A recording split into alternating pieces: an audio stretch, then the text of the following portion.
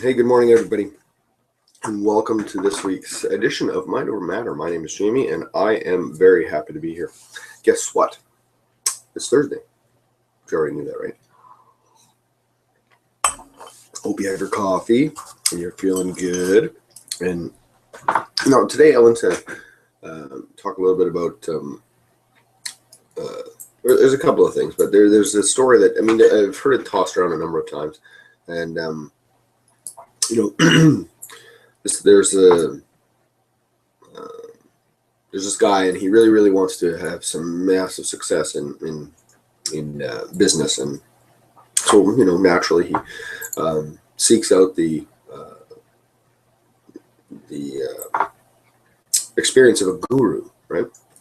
Now, having said that, if you're one of those people that's seeking out lots of success and you've not yet sought out the expertise of a guru or someone who has success in this industry, then that's maybe where you want to start. So anyway, this guy, he goes and he seeks out the guru, and he says to the guru, I want to have massive success. I'll do anything. What do I have to do first? He says, well, if you really want to have success, then I need you to meet me at the beach at 4 a.m. And the guy's like, I'm not entirely sure. Well, what do you mean 4 a.m. at the beach? He goes, well, if you want to have success, you'll be there. I'll see you at 4 a.m. at the beach. So the guy's like, all right, whatever, okay. So 4 a.m. rolls around, or 3 o'clock rolls around, and the guy gets getting ready and gets himself all done up, nice, good-looking suit, and wanders off to the beach. He may have wanted to wear shorts, but he wore a suit. So, and sure enough, when he gets to the beach at 4 a.m., there's the guru standing there, and he says to the guru, or the guru says to him, sorry, so you still want to have success? He goes, yeah, absolutely. That's all I want. I want success. I mean, what do I have to do? I mean, I'm here at 4 a.m. And so the guru says to him, goes, well, what we're going to do is we're going to walk out into the water. And, the guy thinks this is weird, strange. Okay. All right. So they walk out of the water, and they don't just get their feet wet. They go right up waist deep. So this guy's thinking the guru's nuts. And he goes, I don't know what this is all about, but I didn't come here to learn how to swim. I didn't come here to learn how to, I didn't want to get all wet and ruin my suit. And so, what's this all about? And the guru just turned to him and said, look, if you want to have success, then you just need to follow my instructions. So the guru then tells him that that they have to continue out into the water. So they get out, they get up to just about shoulder length water, right just at the top, and heads bobbing in the water, and it's a pretty calm day, so the waves aren't too bad, but he is just thinking the guru is lost his nut and doesn't have any idea what's going on here and why he's hanging around and why they're up to their neck in water. And the guru says you just have to understand that there's certain things that you have to go through in order to have success. And he said, yeah, but I don't need to be a lifeguard. I don't even enjoy the water. I don't swim. I don't need to be, he's just rambling on about all the things he doesn't want, all the things he doesn't want. And the guru says, well, we have one more step, or we have to go a little further. And he goes, I'm just going to head back. He goes, well, then clearly you don't want success. And he says to the guru, I want success. They said, but I think this is crazy. Well, if you want success, the guru says, we're going to go a little further. So they go out a little further, and they get to the point where the water is kind of just bobbing between, the mouth and the nose, making it a little difficult to, keep yourself right above water. And then the guru looks over at the guy, and he quickly grabs him by the back of the head, and he stuffs his face in the water. And sure enough, this guy is just losing his mind because he's trying to, he's shaking and he's trying to get, and he can't breathe, and he's working really hard, and he's thrashing away, and he's reaching for the guru, and the guru is just holding him off to the side and keeping him under the water. And he holds him under the water to the point where he's almost ready to pass out. Like he's just literally on the verge of drowning, this poor guy. And he pulls his head back out of the water. And he says to the guy, he says, after he finishes letting him sputter and cough and, sort of catch his breath. And he asked the guy, he says, what was the one thing that you could think of or think about while your head was underwater? What was the one thing? And of course, I mean, if I had some interaction here, I would ask you guys what your answers would be. What do you think he was thinking? And some people often give the answer, to live or to, something of that nature. But the answer is air. All he could think about was getting air, breathing. That's all he could think about. Because he couldn't breathe. His face was stuffed in the water.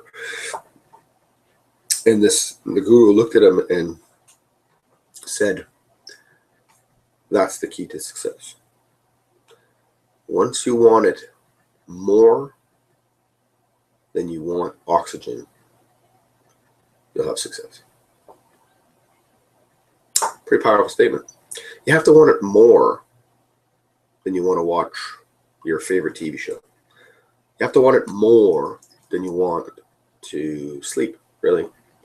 I've never met a single solitary person of success who has not had enormous amounts of sleepless nights or 2-hour or 3-hour or 4-hour nights of sleep. Because when you want something bad enough, you'll do anything in your power to get it. But if you're just doing something because you think you should, or because, you decide you want to make some money online, do you really want that more than you want, say, hanging out with your buddies on Saturday night? That golf game that your buddy invited you to when there was a training session on something that you could learn, on a new skill that you could learn or get better at. Do you want it more? Do you want your success more than you want? Oh, I don't know. Anything really. You pick it. Go to movies.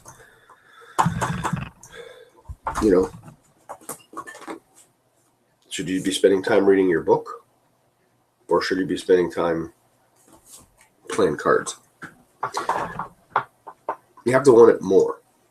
So the guru's explanation to this young man for success was, once you want it more than you want oxygen, then you'll have success.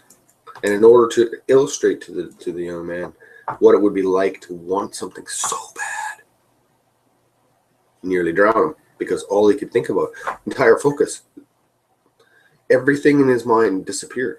There was nothing else. He wasn't thinking about the newest movie coming out. He wasn't thinking about his shows on his PVR. He wasn't thinking about, what's going on Saturday night. He wasn't thinking of what's going on, Sunday afternoon, NFL football. He wasn't thinking about, the Pats versus the Vikings this weekend. He wasn't thinking about any of that. He was only thinking about air, oxygen, and breathing. That's it. Laser focused. And until you're prepared to become laser focused, your level of success will be directly reflected into that. Directly.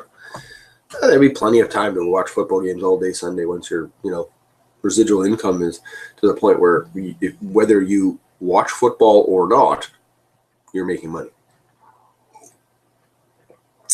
I suspect right now you're in a phase, or some of you are and some of you won't be, I don't know, it depends who's watching.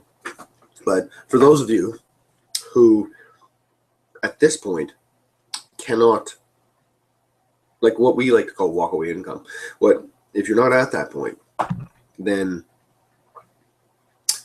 it's not your focus. If you do anything else when there's an opportunity to do something else, something towards your business.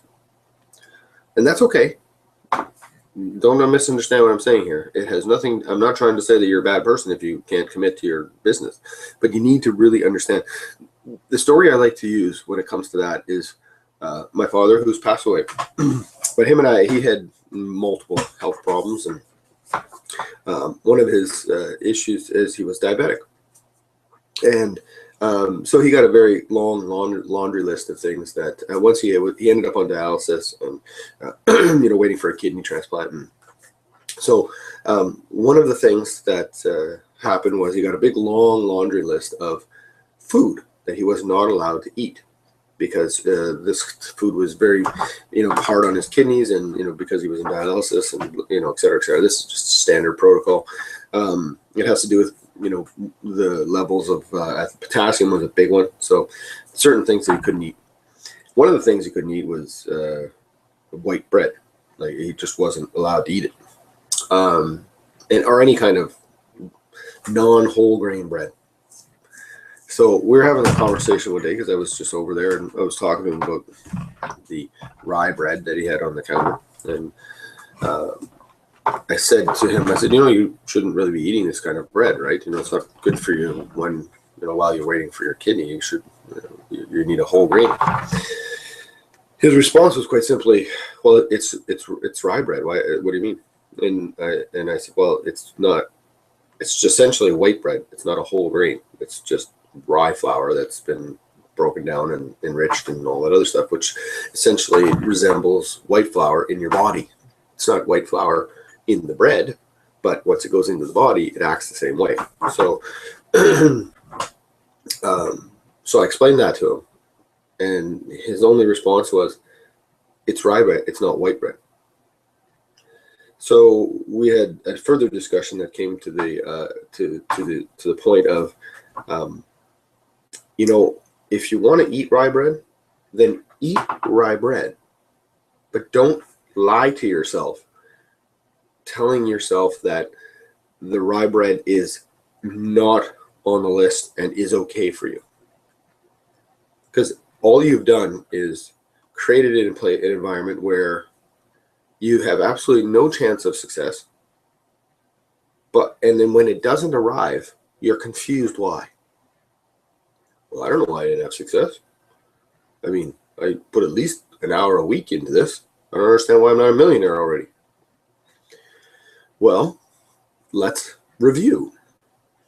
What did you do with the other 400 some odd hours there are? I'll calculate it first before I just throw that out there. It's 24 hours in a day times 7, 168. What did you do with the other 167 hours in the week? Granted, some of it was for work. We can break this down. I can do it for you right here, right now, while we're sitting on this whatever this is called. Hang on. 168. So let's say you work 9 hours a day. Let's add commute to 10. Okay, so 10 hours is including commute times 5. So there's 50 hours for that. What else we got?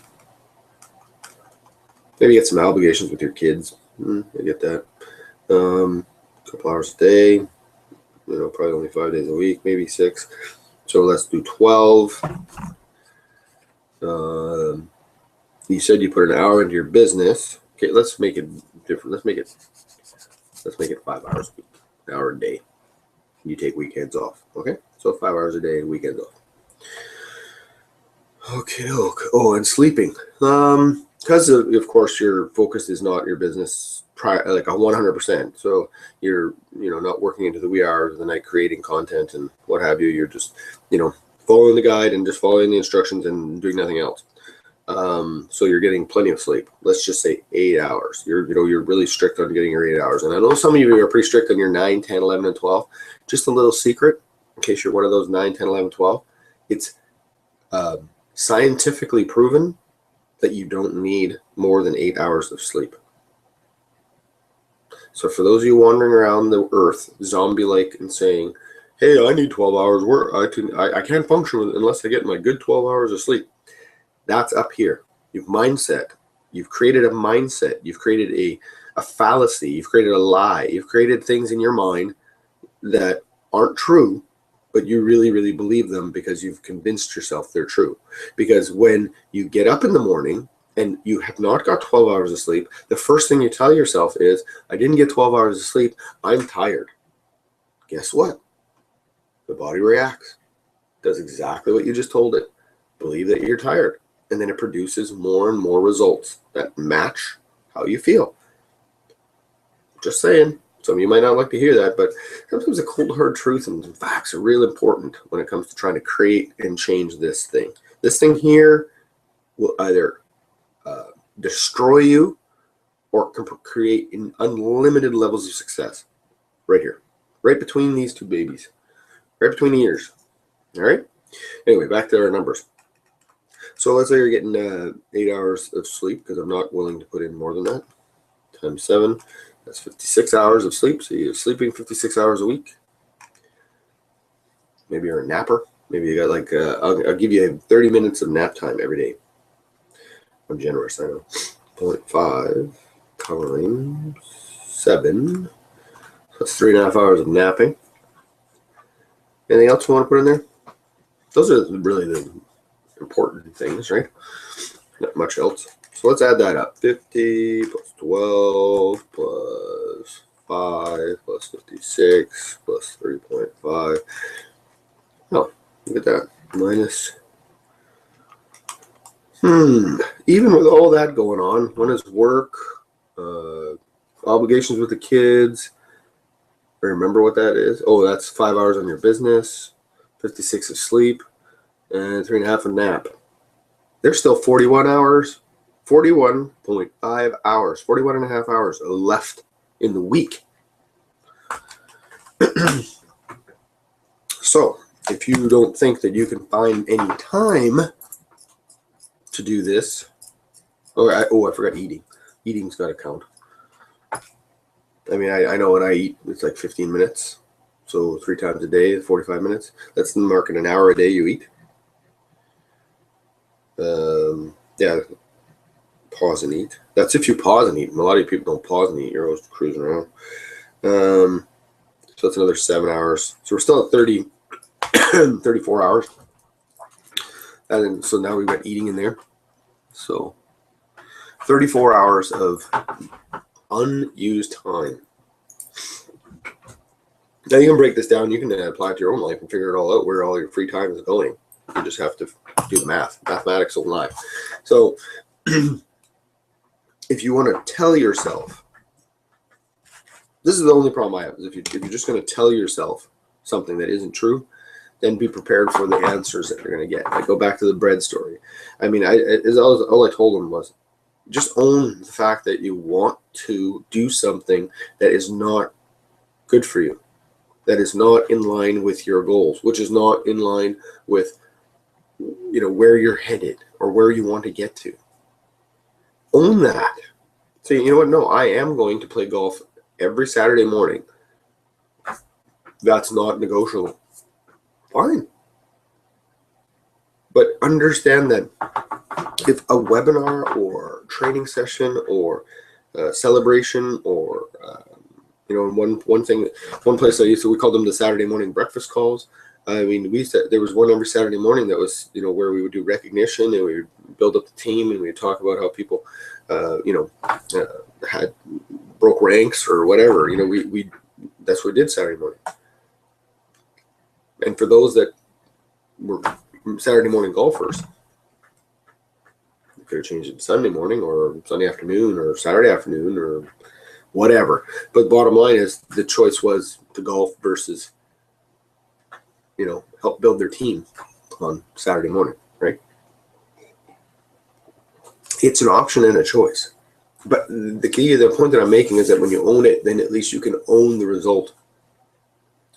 But that's usually the problem, that nobody wants to really own the result. It's somebody else's fault, right? I hope you're understanding what I'm trying to get at here when it comes to the power of how your mind, this right here is what controls your success. And it really has zero to do with, circumstances around you. How are you reacting? What are you doing? So I was reading something the other day that talked about making your attitude your ally, and I thought it was a great chapter. I mean, some of it is, pardon me, sorry, some of it is a little bit on the fluffy side, but one of the things that I saw in here that I thought was really good, it was a 3-step concept to how you develop more enthusiasm. Because, you know, if you really want to create a buzz around what you're doing, do it with so much enthusiasm that people can't help but go, what is this guy doing? I don't understand what's happening. What is he working on that making him so damn excited? That enthusiasm is infectious. It is, again, a mindset, right? You know, you get yourself into built up into a tizzy, and you're just, woohoo, you're all loving every minute of it. The people around you are going, their mind is now wondering, hey, I'm not that happy. What is he doing? Right? So the 3-step process was, you know, I mean, you can make this up any way you want, but the titles in here were dig into it deeper. And pardon me, I got some interesting situation right here.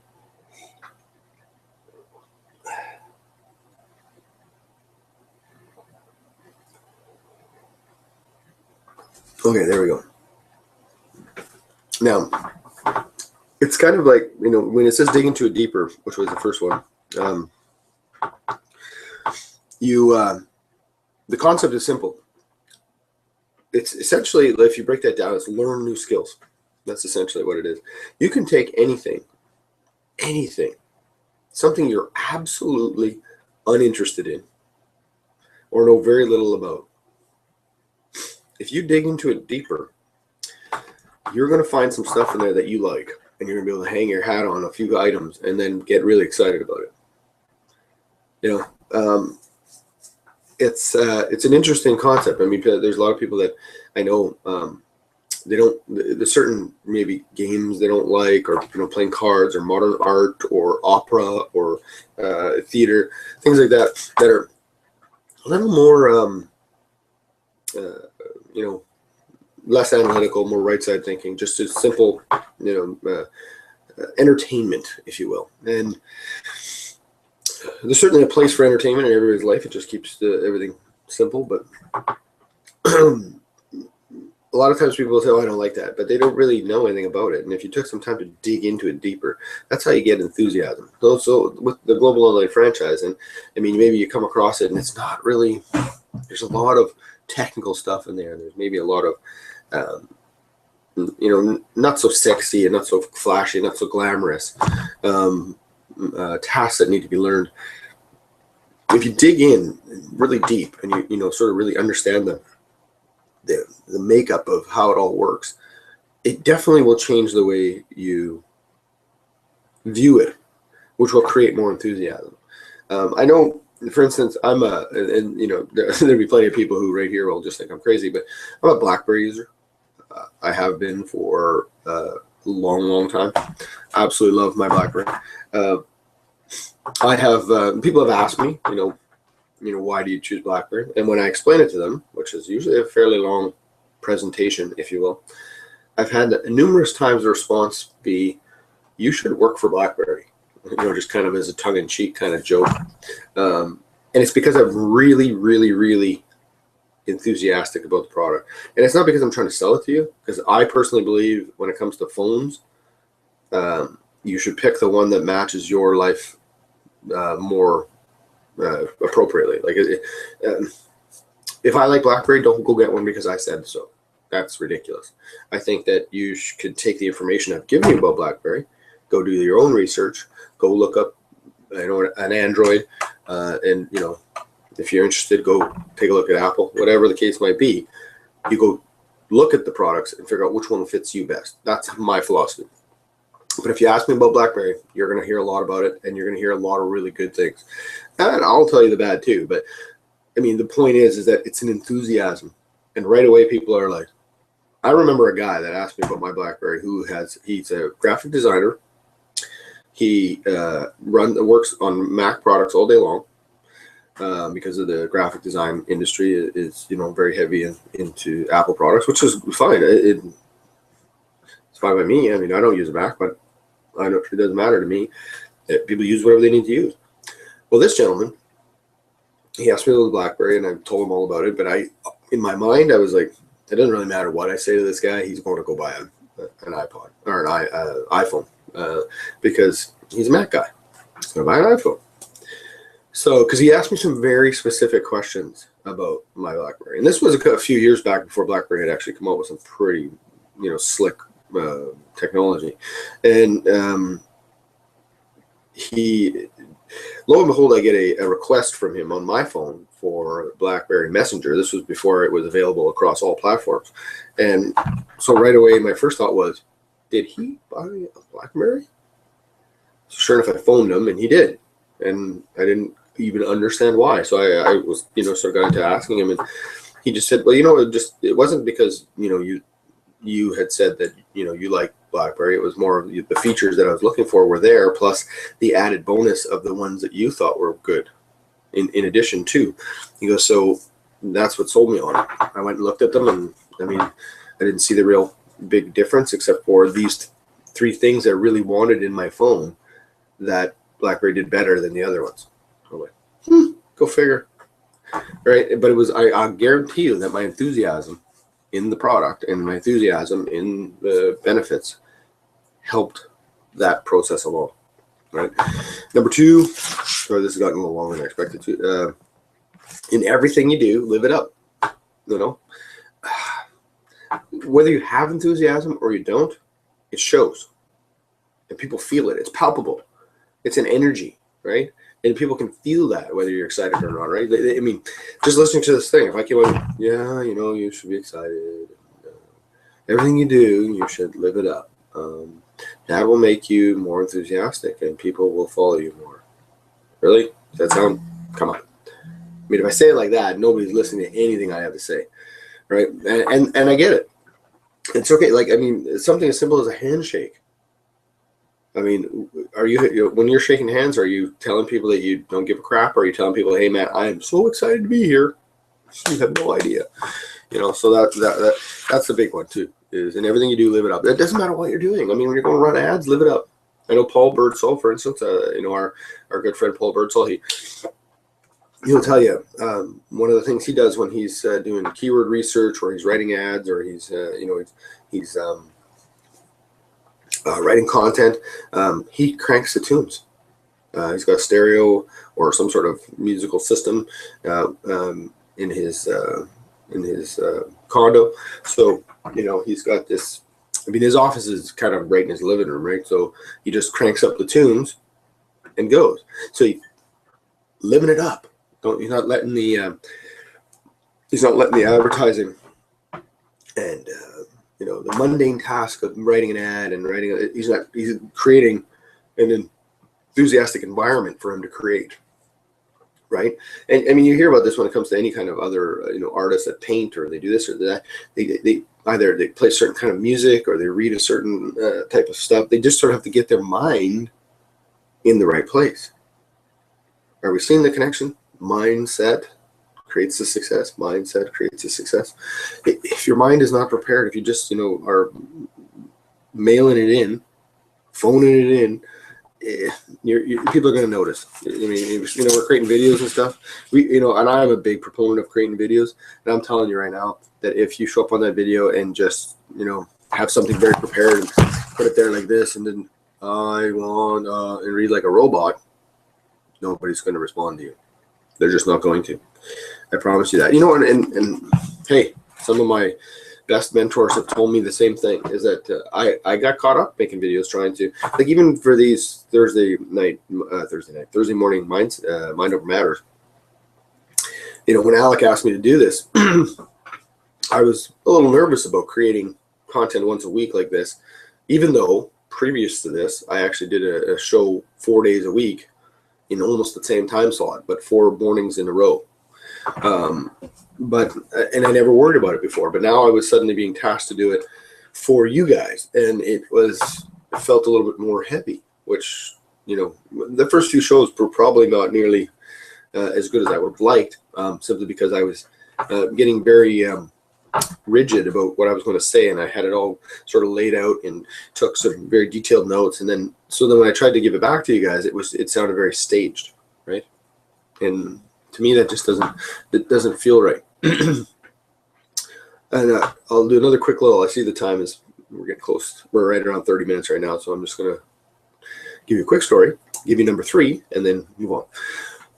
close and wrap up. If you have any questions, start firing them in there now. If you want to ask me anything, you want to throw out a topic, something for next week, whatever, it doesn't matter. Just fire some stuff in there, and I'll respond to it in the next 5 or so minutes. So anyway, the quick story was, when we were talking about being yourself. A very serendipitous event happened when I was in Houston, Texas last month, and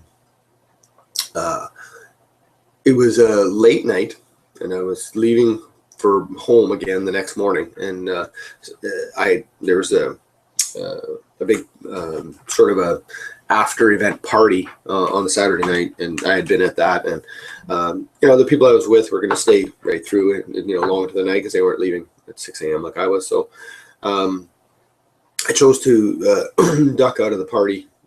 I wouldn't say early, that's for sure, because hanging around with the people that I was there with, it was important to me, because it's a good group of people that I enjoy spending time with. So I didn't want to. I mean, some of them are I don't want to call them workers, but colleagues. That's the word. Some of them are colleagues, and some of them are mentors of sorts, and I look up to for leadership too. So spending time with those guys, law of association, getting time to spend with them, that was important. But I just got to a point where I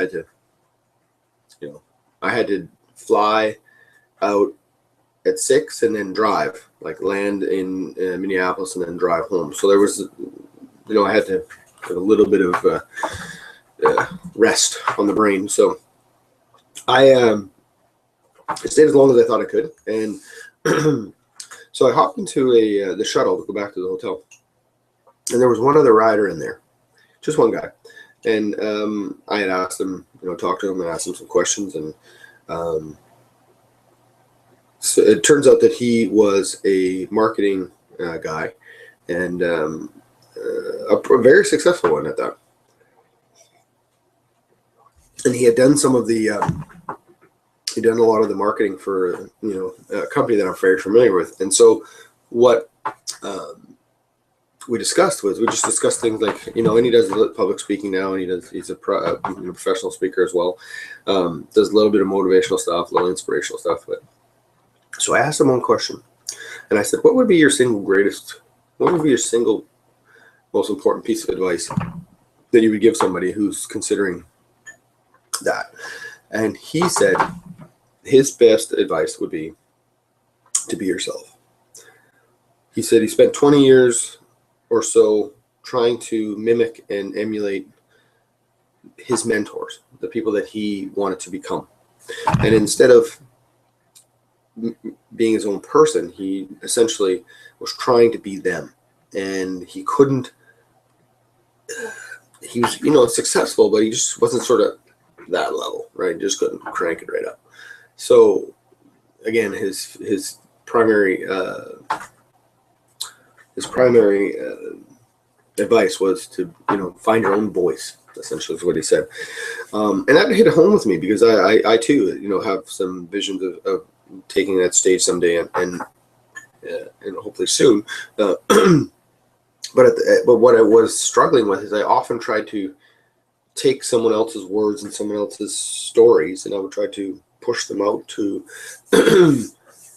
other people as my own, and not so much on my own, but just because I like the story and the story resonated with me. But I don't know that means it's going to resonate with everybody else, because again, it's not my. I didn't take my own voice and apply it to that. Finding a version of my story within the story that I'm reading that has resonated with me is more important than me just telling you their story. I should let them tell you their story, right? So this little serendipitous event where I rode in a shuttle with some dude I didn't know, it's really been stuck with me, because I found the same thread's been running through a lot of the things I've been listening to and reading since that event, and that was 3 weeks ago. 3 weeks ago. So there's been a lot of contiguous information that's been running through a lot of my literature and audio that has to do with that finding your own voice. So, it's out there. You just got to go. Number 3 from the, go back to this little story. That was a quick story. Broadcast good news. You want to create enthusiasm, and you want to create an excitement and a groundswell, if you will. Celebrate excitement. Let me ask you this. If your friend called you up on the phone and said, hey, I've got some good news or great news. Hey, man, I got something to tell you. How do you feel immediately? Probably a smile comes to your face. You want to know about it. You're like, oh, right on. I can't wait. You got to get some good news. Right? Like it creates that enthusiasm. It builds it immediately. There are some that say even good news will promote good digestion. It's a true story. I mean, there's some science behind some of this stuff, you know. Is there anything else in that exact? Let's see here. One of the reasons why I don't like watching the news, because there is no good news on the news. It's all bad news. You know, when somebody asks you how you feel, always say you're feeling great. No more, I'm fine, I'm okay, I feel like crap, I'm tired. No, none of that stuff. You're playing a bad recording up top here. Bad recording. No matter how you actually physically feel, you feel great. Now, some people say, oh, yeah, that's that positive thinking mindset, you know, hocus pocus, where you're just standing over your weed garden and you're going, there's no weeds, there's no weeds, there's no weeds. No, I promise you there's weeds. And if you don't address the weeds, they're going to overtake your garden. You know, so I'm not suggesting that if you just chant there's no weeds over your garden, that all the weeds will disappear. It doesn't work like that. I get it. But I do know that if you plant seeds of I feel great, they will grow. I feel great, they will grow. If you're in an office place where you bump into like 20 people before you get to your desk, and you're going to guess, how you doing this morning? And you say, I feel great, 20 times before you go sit down, I promise you're going to feel a lot better once you sit down at your desk. Programming. You're like, well, it's like brainwashing. Yeah, brainwash yourself. Yeah. You figured me out. I'm trying to brainwash you into feeling good. What? I know, just do it. Just do it. Okay, quick recap. And then I'm going to shut her down. I don't see any questions, so we're going to shut her down. So what I was talking about was enthusiasm and how to build enthusiasm, and so you can create an excitement for what you're doing, so that even you're excited to do it, because it'll show through in everything you do. Okay, so number one, dig deeper into the details of how it all works, just so that you can really, really know it and hone it in. And when I say dig deeper, I don't mean monopolize every ounce of your free time trying to learn everything. That's different. Just dig deeper. Find something you can get really excited about. Number two, in everything you do, live it up. Have an excitement factor about the things that you're doing. You know, just feel good. People will catch on to that. It's there. And broadcast good news. That's the three. That's how you create enthusiasm. That's how you create a buzz, a groundswell, an excitement for what it is that you're talking about and what it is you're doing. Well, guys, question box is empty. So here's what we're going to do. I'm going to wrap it up. I hope you guys have an awesome day. Go out and create some enthusiasm about what you're doing. Help reprogram that mindset. And hey, stay ahead of the curve, guys. Negative stuff's coming your way, but be ready. Build the forces up here so that when the negative comes, that you can defend yourself. Okay? Take care. We'll talk to you soon. Bye.